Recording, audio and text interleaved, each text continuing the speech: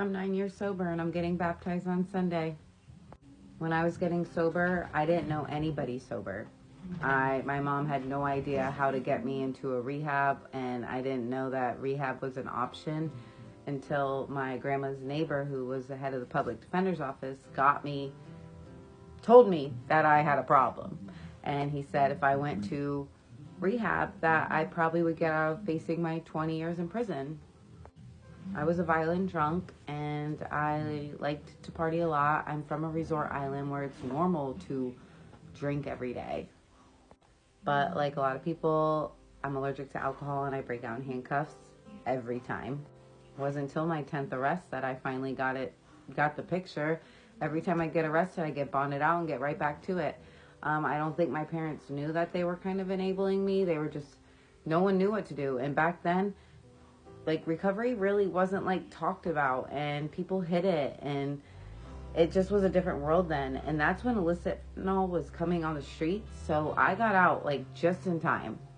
So when I came home from rehab, I wanted to just talk about my experience, and I would talk about my experience, strength, and hope. And I didn't realize that I was creating a safe place where people come to me and ask me how to get to rehab or how to get to detox or where to find meetings or any support with loving an addict or an alcoholic. Just in my heart, I felt like I needed to help these people because I found the way, you know.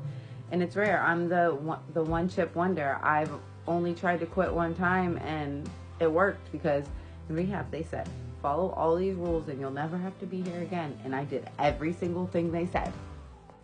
But a year and a half ago, a Christ-based recovery group came to my town, to a church, and when I heard about it, I was like, oh my gosh, adding Jesus to my recovery, because in AA, they talk about God, but they want it to be a God of your own understanding. So they joke about it and say it could be a doorknob, but it's just not to scare people away from recovery. But in the AA book, they capitalize God, so they're talking about our God. So the group is called Recovery Alive, and they started in North Carolina, and they're popping up in churches all over America. I want to say like over 80 cities now. And our town's actually getting a second one at another church. But I truly wasn't saved by Jesus Christ until my husband relapsed and got sober again. He was 2 weeks away from his 4 years of sobriety. Those 2 weeks were really hard. I had to set boundaries that I never thought I'd have to set. I couldn't save him. I help people all the time, but I couldn't save my own husband. He had to want it. And eventually, when desperation met the willingness, he was ready to go. And since he's been back home, he has been rocking and rolling in his recovery.